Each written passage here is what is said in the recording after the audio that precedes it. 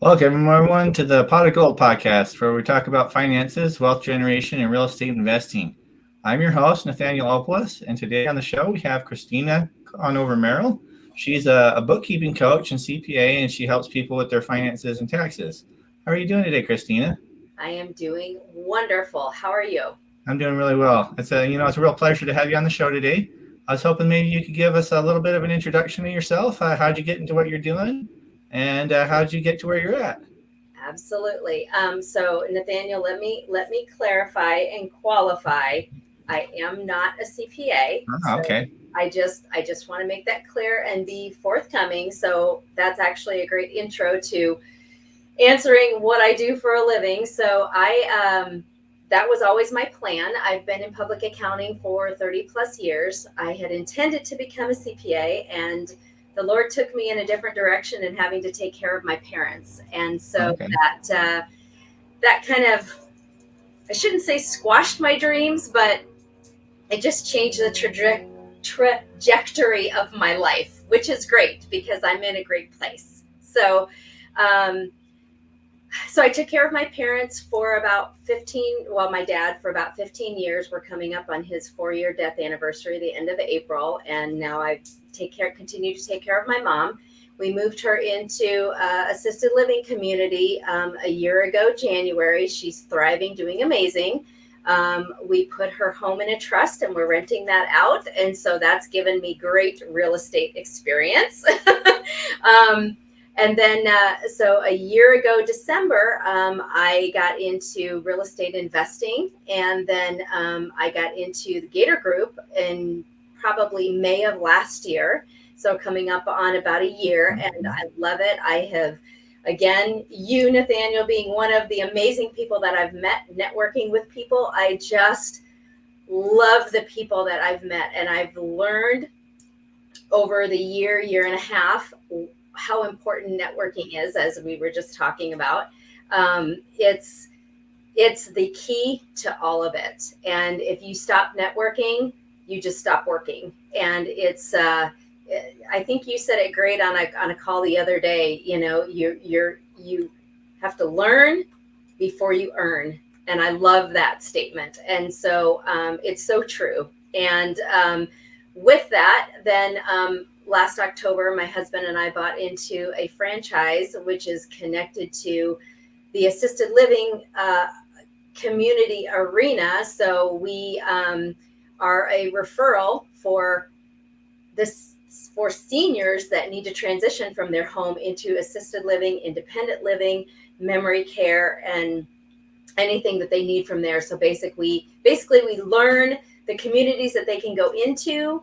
We get contracts with them, and then with the seniors that we meet, we find out what their needs are, and we transition them into assisted living. So, and so with that, in my real estate journey, I want to develop and would love to eventually be able to open my own assisted living community. So that's part of my drive of where I want to go with this. Residential assisted living sounds amazing. So I'm trying to learn about that.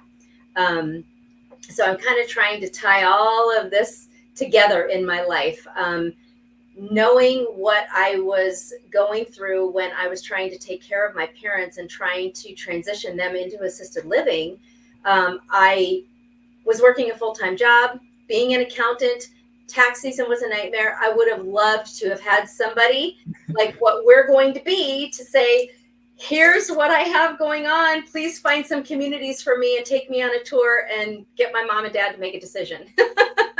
So that's a huge piece of it. And then, so with all of the networking that I've done and learning what everybody's doing, I have realized that becoming a coach and teaching people how to do their own bookkeeping, or getting them to a place, whether it's me or someone else, that can teach them and get them on the right track with their accounting and bookkeeping piece of it, is huge. I have probably a ridiculous passion for it, and trying to get people to understand the importance of it is where my passion, what drives my passion. And so ultimately got into building out a coaching program. And so here I am.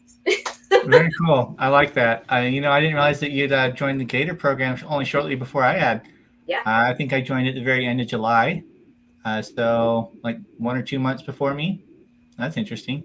Yeah. I like your story about getting your parents into the assisted living too, because my mom, she actually kind of works in that field. I'm trying to think of what the acronym is, what they call her is. I think it's a CNA. Probably. Yeah, she goes to their houses and she helps them do their errands and like takes care of the Yep. day-to-day things to help them live easier. Yep. And then I think the biggest thing that she struggles with that job though is that it is for seniors. And so she's constantly losing clients just because they're old and old people die. That's just the nature of life, Yeah.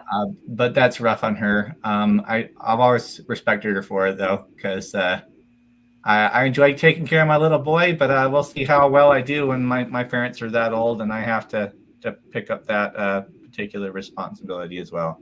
You'll figure it out. It's honestly, when you are you are a fantastic father. So when you are that caregiver, loving person by nature, it just comes so easily. And I love my parents dearly, so it came very easy. And so your mom is the type of people that we target as what we call our referral sources. So your mom would be someone that we would connect with. So as she's caring for people in their home, if they need to transition to even independent living, if they want to, assisted living, again, the memory care, skilled nursing, then she would call us and we would take over from there. We would talk through everything with the senior, and then figure out what their needs were, and figure out where we can fit them and place them. And so the nice thing is that we don't, the senior themselves or the family is not what pays our services. Our services get paid by the community, by the assisted living community or the independent or memory care community. So the nice thing is when we do market ourselves, we can say, look, this is no cost to you. So we're here to help you, which we are. But it's a business for us and we get paid by the community. So it's win-win for everybody. That's really cool. I've heard before that the quality of a culture, at least one of the ways you can determine this is through how well they take care of their elderly. And that's always been something that I've thought about. Part of the reason I'm getting into real estate is because I hope to make a good amount of money so I can give back to the community and the world. But it's also because I want to be able to retire my parents. I remember when I was a child, my dad working 3 jobs at times, and there were times where we hit really rough patches where we had we lost our house. There was a bankruptcy, but I don't ever remember going hungry. And so my dad always kept that at least going for us. And so I've always respected him, and I've always been grateful for that. I don't owe him like care and like, it's hard to describe this. Like, I don't have to do it because I have an obligation to do it. It's because I do have genuine gratitude and I want to do it.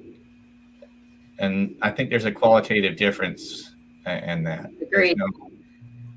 I'm not doing it because I feel like I have to do it out of no particular desire, just out of a sense of duty. Yep. And it's a stronger sense of purpose, I guess, when it's like that.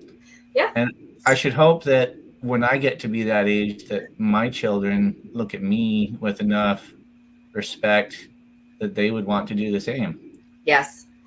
And, and part of that too is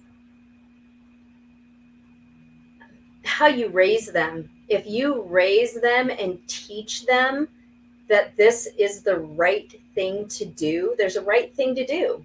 And I did what I did because I love my parents, and it's not an obligation at all. I would do it again in a heartbeat. It was a lot of work, but you do it and you learn and you grow, and it makes you a better person. And that is the bigger piece of it, is that if you raise your children with that foundation and that mindset and that understanding, simple things like, when your little one gets older, if you're going into a restaurant and there's, whether it's an elderly person or not, open the door for somebody, right? Open the car door for your mom and let her in, and close the door. Have respect. Go back to chivalry. You know what I mean? We're so much we're so much in that space of us women have a given role and men have a given role. But we're in that space of us trying to treat each other as equals all the time. I want to be an equal at certain things, but I'm still a woman. I still want to be treated as a woman. I still want chivalry. I still want to have the door held open for me, and I want to be loved. And that's what I think our elderly need, whether it's a man or a woman. They need that love and that attention because they raised all of us. They took care of us when we needed to, just like you said your dad did, right? Your dad made sure you were fed. He still made sure you had some sort of a roof over your head, right? You still had protection. It might not have been the level that you wanted or hoped for, but it was what you needed at the time. Well, it's interesting you say that because when I was a child, I didn't realize that things were not normal. Exactly. I just thought that that's what life was like, right? I didn't have any problems with it. It wasn't until I started going to public school, because I was homeschooled for a very long time, that I started to realize that we were poor because other kids told me that was the case. But I just lived life because that's what life was. It wasn't any kind of, there was no feeling of, trying to look for the word here. Like you're lesser because loss or like deprivation, right? Yep. So yep. Yeah, it's a good thing to have different perspectives and mindsets on that too. Yeah. Goes back to the golden rule, right? Treat others how you would like to be treated. And exactly. I don't know. I like the thing that you're talking about, equality, a little bit too. It's a funny thing. It's kind of an oxymoron because equality doesn't actually exist. Everything has nuances and differences. I'm not even equal to the man I was 5 years ago. Exactly. And so, but we still want to treat each other fairly.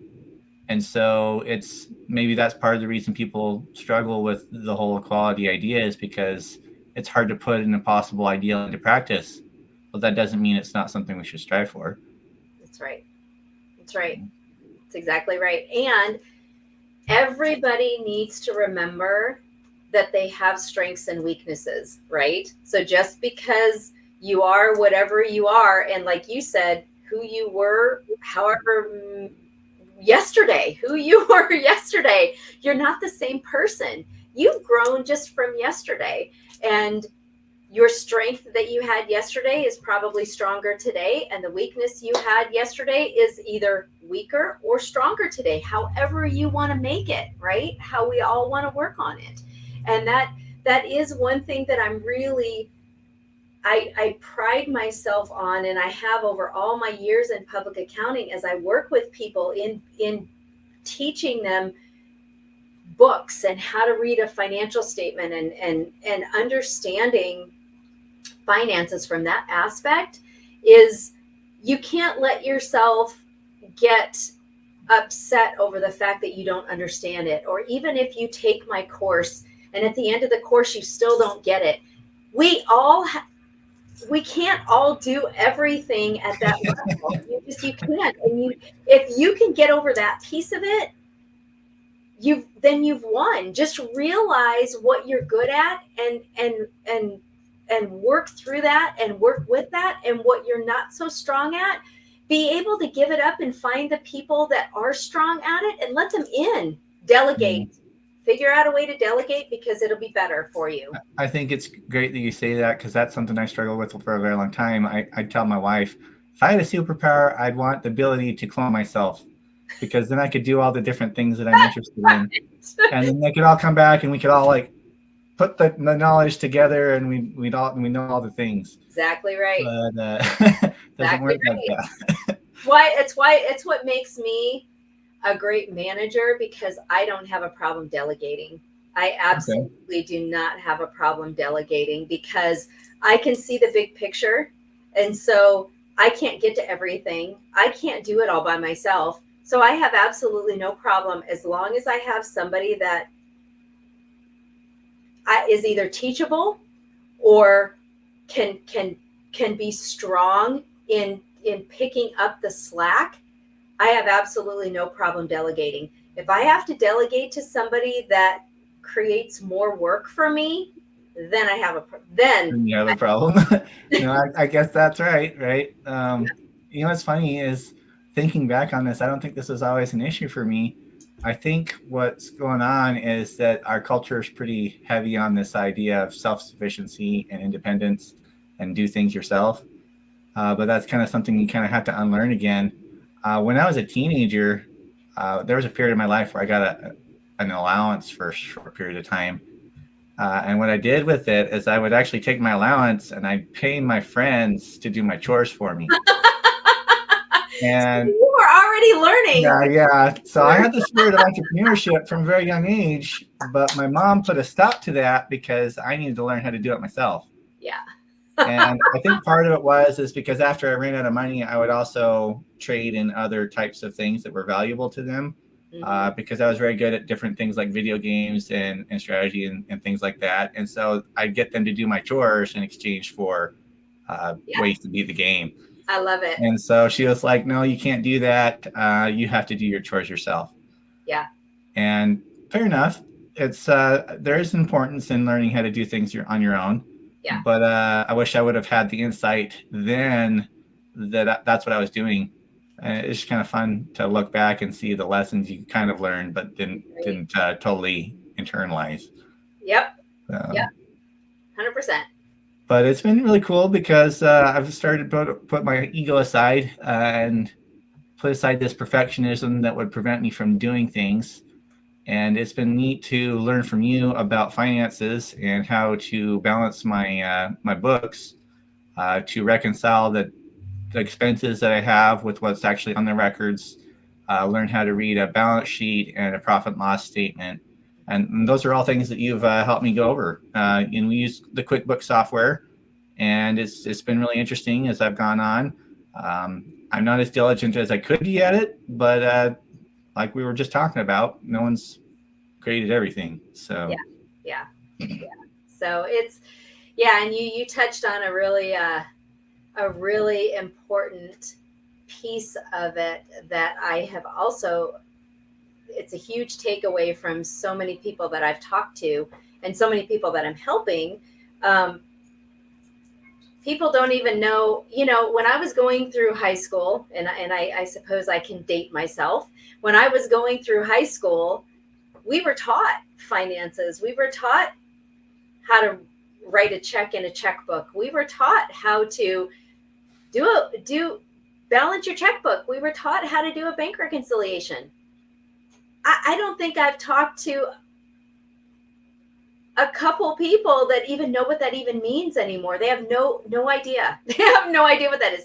And so I have to backtrack to, okay, my program was built out in one fashion, and now I have to focus on even just explaining what that even means so that they understand it. But going through the program helps them understand it because, like you said, you learn what a bank reconciliation is by actually doing it, by using the software, taking your bank statement, plugging in the ending balance, and checking off all the items that cleared the bank, what didn't clear the bank, and knowing that your bank account is reconciled. And then realizing, as one of the last conversations you and I had, even though it reconciles, you still have to look at all your outstanding items that haven't cleared the bank, because if there's things that get put into QuickBooks and duplication, you have to make sure that those get cleared out, because that makes your bank balance in QuickBooks not an accurate balance. It's either inflated or deflated based on what its accurate balance should be per bank.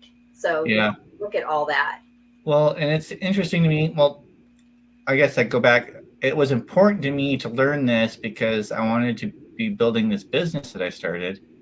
And I wasn't sure, if I don't know where my money is or how it's being used, how can I make accurate decisions on how Exactly to right. make it work more, and so that was why it was important to me. There's things that you can delegate and automate, but I do think that understanding my money is one of those things that I have to learn myself. Great. And maybe I won't be the best at it, but I have to have at least an elementary knowledge of it to be able to make decisions. Yep. Another great point, that is another piece of my drive for my coaching program, is because I think it is extremely important that business owners understand that financial piece of it, because again, if you're paying to outsource your bookkeeping and you don't know how to read your financial statements, how do you know you're getting what you paid for? Or if someone's skimming something off the top or something, 100%. Right? Okay. Yeah. Yes, absolutely. And that's the other piece of my coaching program is so using the example of somebody that wanted to take my program, I teach them, I show them, train them, get them up to speed. If they choose to outsource their bookkeeping, the other piece of that I offer is the oversight. So whether it's monthly, quarterly, semi-annually, or annually, I will also offer up overseeing their books. So if they outsource it to somebody or even bring in a bookkeeper, I will go in and just take a look at their books for, however often we agree on, and let them know what things need to be tweaked, ask questions, go through it just to make sure it's being done properly. Gotcha. Well, and the other thing you need to do the bookkeeping for, at least now that I've learned this, is that I have a personal bank account and I have a business bank account. And if I want to try to make sure my taxes are good and that the IRS doesn't come after me, I have to keep those two things separate in order for it to function correctly.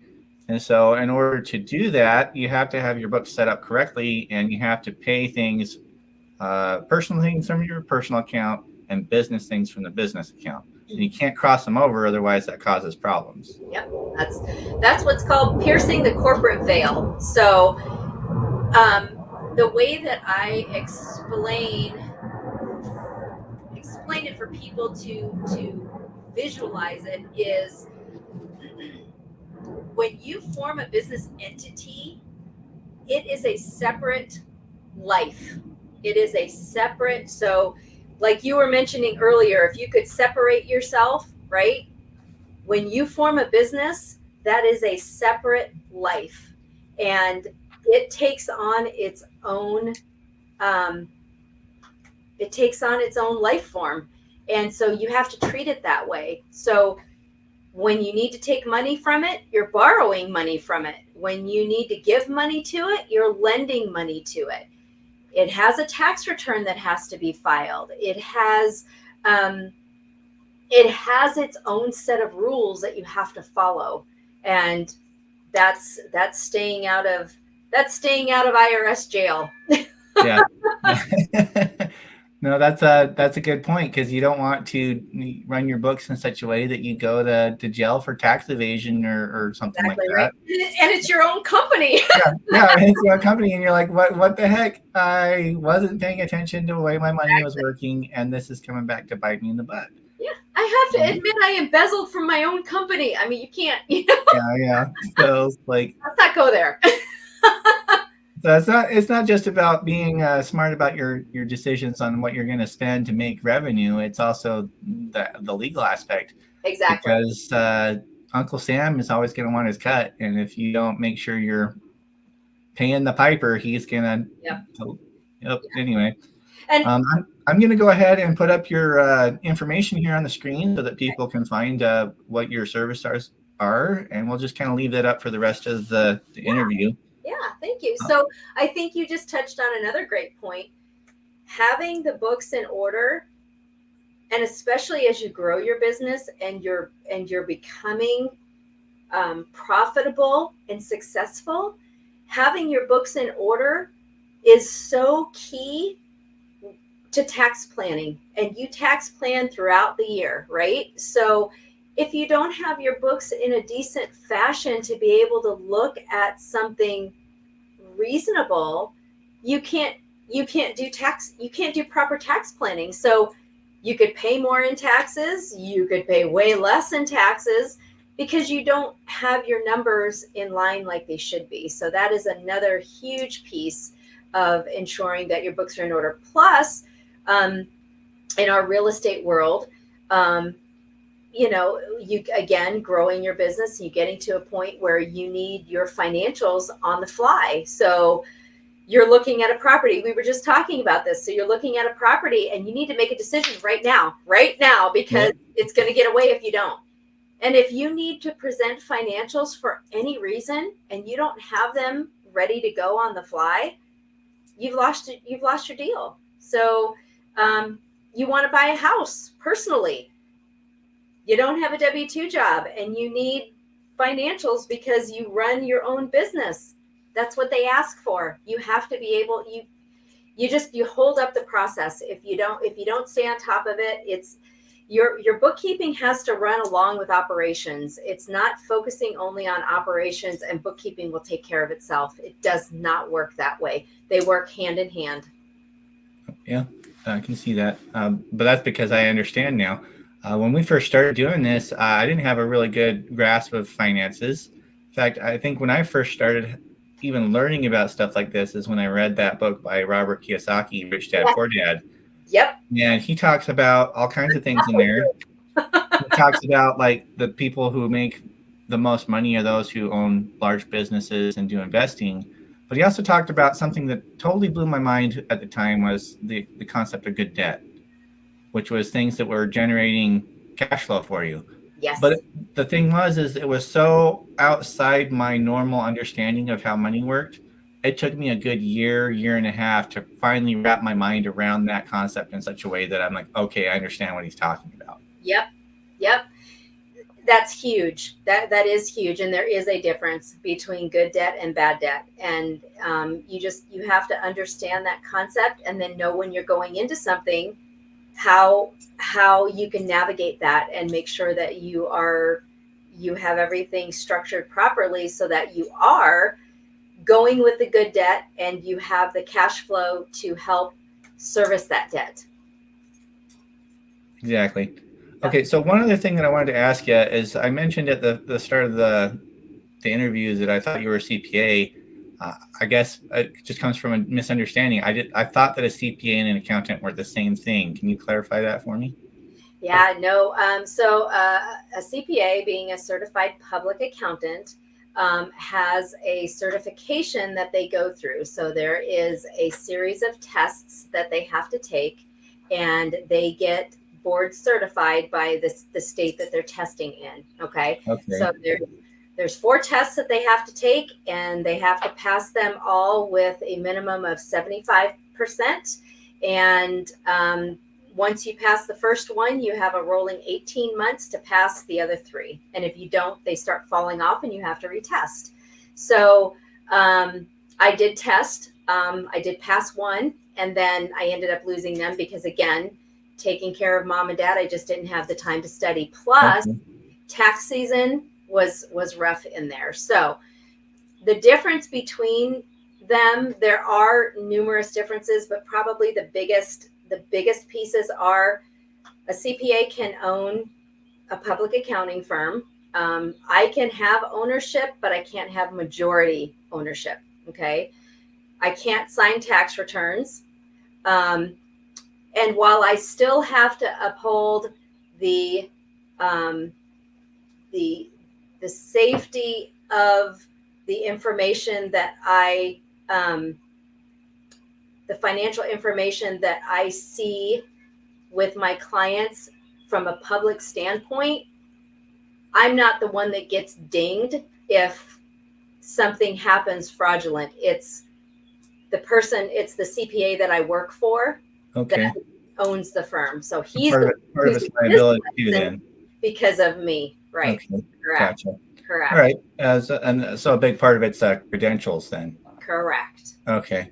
Correct. All right. Well, thank you for clearing that up for me. I guess no one that actually laid it out for me like that before. So I just certified public accountant. Well, it's got accountant in the name. I thought that was that's what accountants are. So now that doesn't mean you don't have the same knowledge. So again, I've got 30 years of public accounting experience, and I've been with my firm for 25 years, and he is flipping amazing. I wouldn't trade him for anything. So I've learned everything I know from him. So I still do have plans when I kind of get through some of these struggles in my life to still make that dream happen. But it just depends on where God takes me. And so I'm just along for the ride. I can't have control of it anymore. There you go.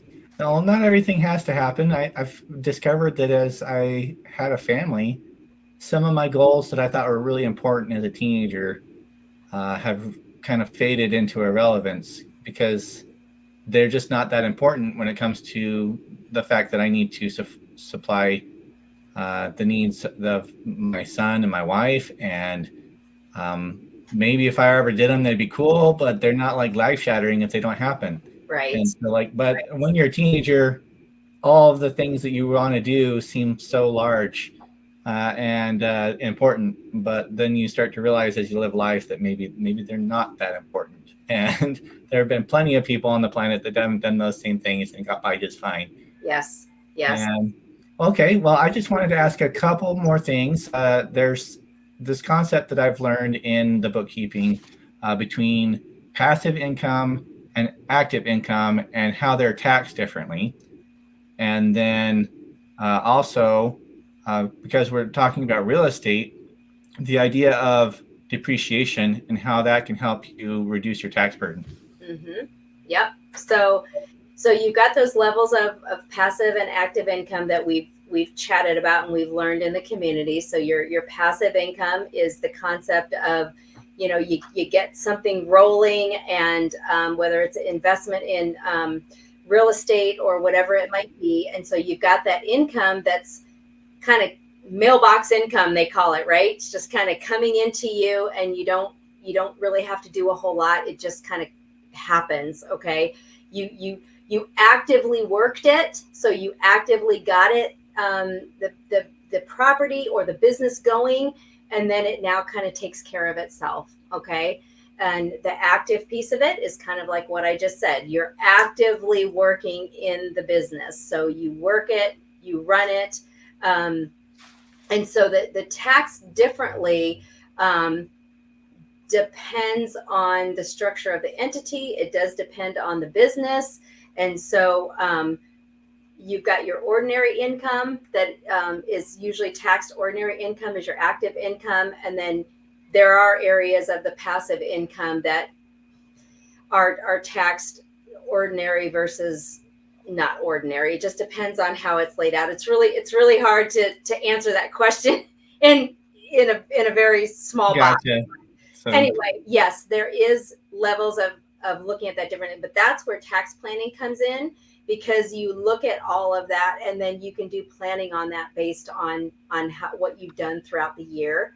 And then depreciation is huge. So you've got your different levels of depreciation. So you purchase real estate property. You can depreciate that in different areas. You've got land improvements. You've got the building that you can depreciate. If it's residential, it's over 27 and a half years. If it's commercial, it's 39 year. And then you've got equipment. If you purchase equipment, those can be like actual direct write-offs. So that can reduce your tax liability huge. And the IRS came out with quite a number of years ago, with a type of depreciation called bonus depreciation. And that it was great because you've got two areas of depreciation. You've got Section 179 and you've got bonus depreciation. And those differ a little bit in and of themselves. But the IRS is started in 2023. They're starting to phase out the bonus depreciation. So they're chopping down. So it was 100% years ago.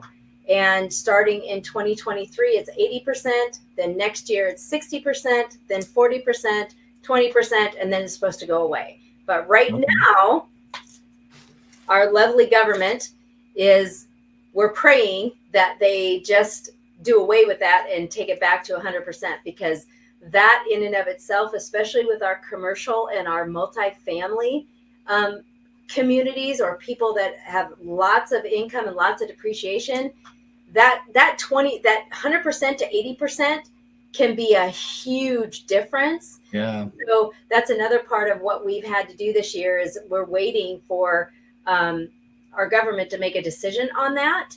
And if we're holding a lot of returns. So basically we've extended a lot of people because that can be such a huge difference for them. So yeah, it's a great thing.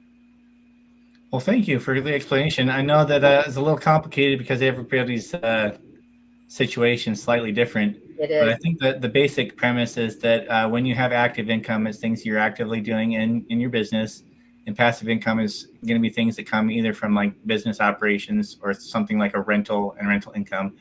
And those will be taxed at a different rate. And then depreciation allows you to kind of get a write-off to be able to wipe out some of your tax liability. That's correct. I cover everything like that. Very good. Yes, you got it. Cool. Good summary. Great summary. Awesome. Well, I really appreciate you coming on the show today, Christina. Is there anything else that you want to talk about before we end the episode? No, I think you got it. All I'd like to say is that I'm here to help, and anybody that would like to chat with me, reach out, and I'd love to have a strategy call. And I highly recommend doing that, you guys. She's been a huge help for me and being able to understand how the money works and being able to make my business kind of come off the ground. I've been a W-2 employee most of my life, and just this last summer, I decided I wanted to get into entrepreneurship. It's interesting. You hear about lobsters in the ocean. The way they grow is their body gets big enough that they have to shed their shell because they get uncomfortable. And I kind of get the feeling that's been me lately.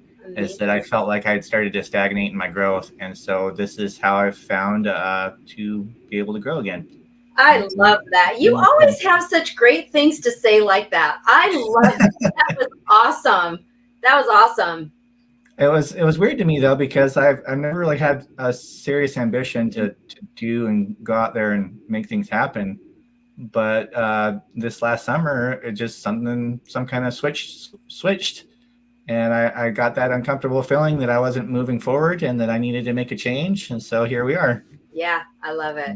I love it. You're doing Thanks great. so much again. If you guys want to reach out to Christina, I've made sure that her information is on the bottom of the screen. Feel free to send her a text message or give her a call. And then you can also send her an email or even visit her website to book some kind of an appointment with her. Yes. So thanks so much for tuning in, you guys. This has been the Pot of Gold podcast, where we talk about wealth generation, finances, and real estate investing. You all have a good day now. Thank you.